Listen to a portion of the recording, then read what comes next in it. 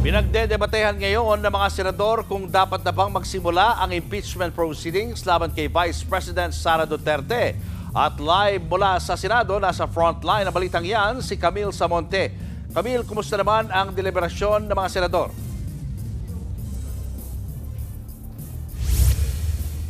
Julius, sa sesyon sa Senado ngayon, formal na ngang naghain ng mosyon si Senate Minority Leader Coco Pimentel na mag-convene na ang Senado bilang impeachment court para sa kaso ni Vice President Sara Duterte. Sinigundahan yan ni Senator Risa Hontiveros na bahagi rin ng minority bloc. Ayon kay Pimentel, pwedeng suspendihin muna ang legislative business ng Senado para mag-convene sila bilang impeachment court.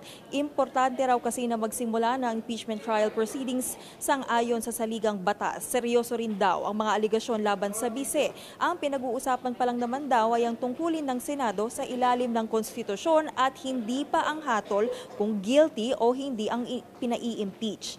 Nagbabala rin si Pimentel na ang pagkaantala pa ng impeachment trial ay makaaapekto sa tiwala ng publiko sa Senado.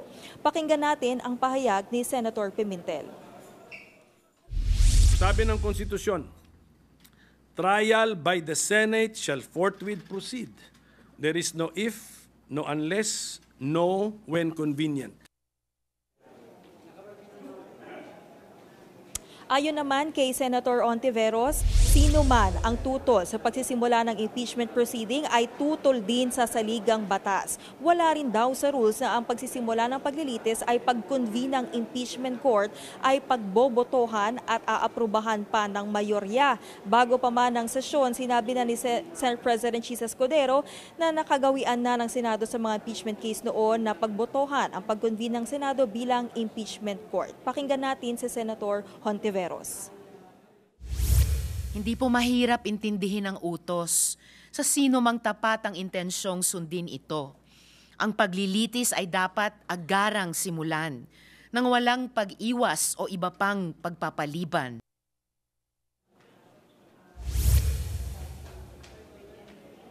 Sabi naman ni Senator Alan Peter Cayetano, hindi raw agad-agad ang ibig sabihin ng forthwith sa impeachment clause sa Constitution. Ang forthwith daw ay nangangahulugang susunod na. Pero pumalag dyan si Pimentel na nandigang agad-agad ang ibig sabihin ng forthwith. Julius, kapapasok lamang na balita, formal na naman naghain ng resolusyon si Senator Robin Padilla para ipabusura ang impeachment case laban kay VP Sara. Iginiit niya sa kanyang resolusyon na mag-a-adjourn na ang sesyon ngayong linggo kaya wala nang sapat na oras para talakayin pa ito.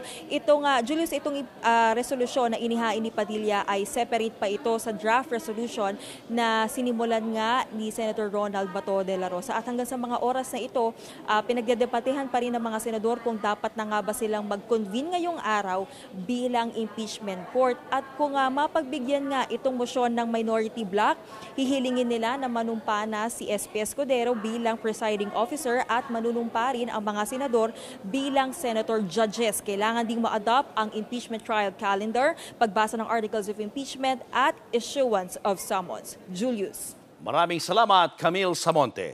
Mga kapatid, Julius Babaw po. Iba na ang may alam at may pakialam sa panahon ngayon. Para sa frontline ng mga balita, mag-follow at mag-subscribe sa social media pages ng News 5.